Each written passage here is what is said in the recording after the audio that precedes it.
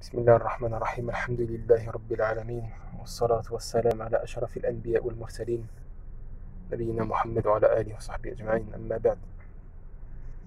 Donc on continue Inch'Allah notre série de cours sur la jurisprudence du mariage et de la compagnie entre les époux du Cheikh Sulayman al-Ruhaili hafidhahullah. Donc on s'est arrêté au jugement du mariage. Quel est son jugement? Déjà avant de voir son jugement, le Cheikh il dit le mariage est légiféré par l'unanimité des savants. Ibn Qudama rahimahullah, le grand jurisconsulte, il dit dans son grand ouvrage, il dit les musulmans sont unanimes que le mariage est légiféré. Car Allah il dit dans le Coran, mariez les célibataires d'entre vous et les gens de bien parmi vos esclaves, hommes et femmes.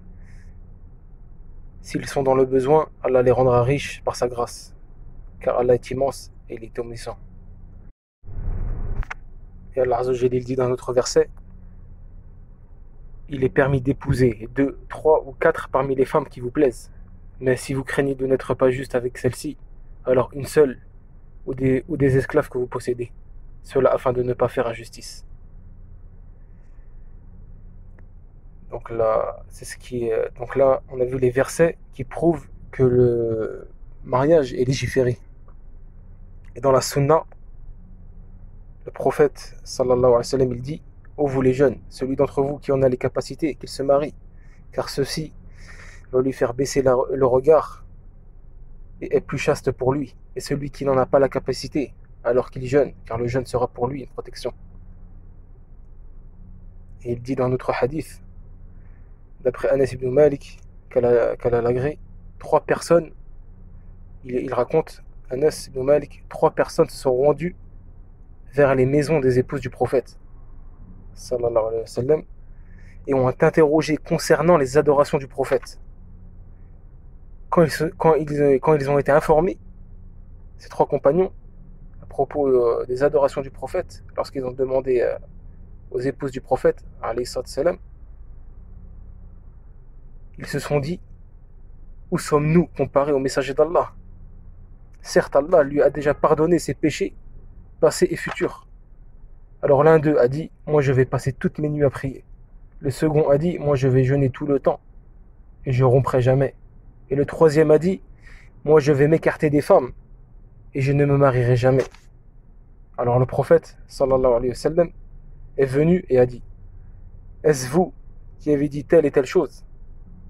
Certes, je jure que je suis celui d'entre vous qui a le plus peur d'Allah et qui le craint le plus. Et malgré ça, je jeûne et je romps, je prie et je dors, et je me marie avec des femmes.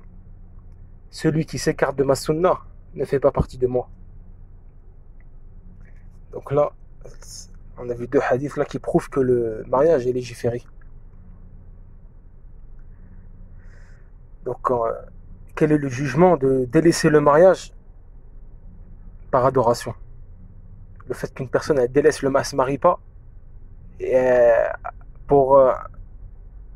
en mettant l'intention de se rapprocher d'Allah par cela. Cheikh Sulayman il dit, il est interdit de laisser le mariage, de délaisser le mariage par adoration. C'est-à-dire délaisser le mariage avec l'intention, avec ce délaissement, de se rapprocher d'Allah.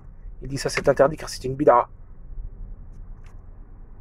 Comme on l'a pu voir dans le hadith précédent, comme on a lu là, celui qui s'écarte de ma sunna ne fait pas partie de moi. Parce que le compagnon a dit je m'écarterai des femmes et je ne me marierai jamais.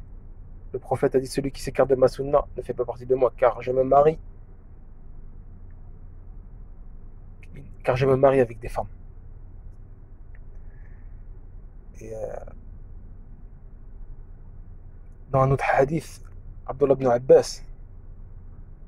Mas'ud, il dit, le grand compagnon, Abdullah ibn Mas'ud, il raconte, on partait en guerre, c'est-à-dire au jihad avec le prophète, sallallahu alayhi wa sallam. Il dit, on n'avait rien avec nous, ni argent, ni femmes. Donc on demanda au prophète si on pouvait être castré, c'est-à-dire pour enlever le désir qu'on ressentait en nous.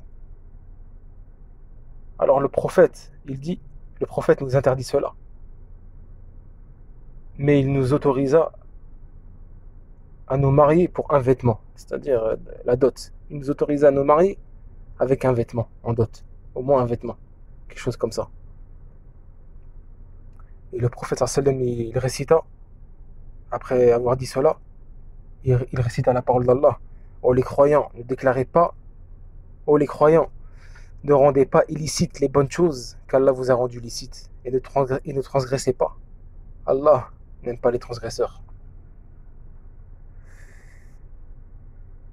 Donc, ce hadith-là, plus le hadith précédent, prouve que le fait de délaisser le mariage par adoration pour Allah est une bid'a, est interdit et bid'a. Donc là, on a vu que le mariage est légiféré et que le fait de le délaisser par adoration est haram et bid'a.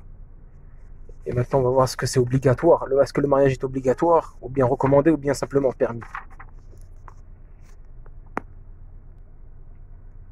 Donc, Cheikh Suleiman, il dit, tout dépend de la personne, ça dépend de la personne. Il dit, le mariage est obligatoire pour celui qui a peur de tomber dans la fornication et qu'il est capable de se marier. Celui qui est capable de se marier et qui a peur de tomber dans la fornication, il est obligatoire de se marier. Pourquoi? Car préserver, le cheikh il dit, car préserver sa chasteté est obligatoire pour la personne. Et la chasteté de cette personne qui a peur de tomber dans la fornication ne se préserve que par le mariage. Alors le mariage devient obligatoire pour elle. À partir du moment où il a peur de tomber dans la fornication, et il a les moyens de se marier. Et cela aussi est valable pour la femme. C'est la même explication. La femme qui a, le cheikh il dit, la femme qui a peur de tomber dans la fornication, et vient un homme apte religieusement, au niveau du comportement, et apte à se marier, elle est obligatoire de se marier ici. Si elle a peur de tomber dans la fornication. Après le cheikh il dit, par contre, si l'homme est capable de se marier, mais n'a pas peur de tomber dans la fornication, alors ici le mariage pour lui est fortement recommandé et non obligatoire. Et cela chez la majorité des savants. La majorité des savants, ils disent que celui qui a la capacité de se marier mais n'a pas peur de tomber dans la zina, dans la fornication, alors pour lui, le mariage n'est pas obligatoire mais fortement recommandé. Ça c'est l'avis de la majorité des savants, c'est l'avis qui est le plus prépondérant, Inch'Allah. Pourquoi? Car le prophète a incité au mariage. A incité au mariage et lui-même aussi s'est marié. Donc là, on ne dit pas que c'est obligatoire à partir du moment où il n'a pas peur de tomber dans la fornication. Mais ça reste quand même fortement recommandé. Parce que le prophète sallam, comme on l'a vu, il a incité au mariage et lui-même aussi s'est marié. Donc voilà en ce qui concerne le jugement du mariage à la base, comme on a vu, comme on vient d'expliquer, comme le cheikh vient d'expliquer. En ce qui concerne la polygamie, quel est son jugement? Est-ce que c'est mieux d'être polygame? Ou bien le mieux c'est de se contenter d'une femme? Est-ce que la base dans le mariage c'est la polygamie, comme certains savants ont dit? Ou bien c'est de se contenter d'une femme? Et si on a la possibilité d'être polygame, donc le cheikh va commencer ce sujet-là, la polygamie, et l'expliquer. Et c'est cela qu'on va voir, Inch'Allah, au prochain cours. Wallahu a'lam.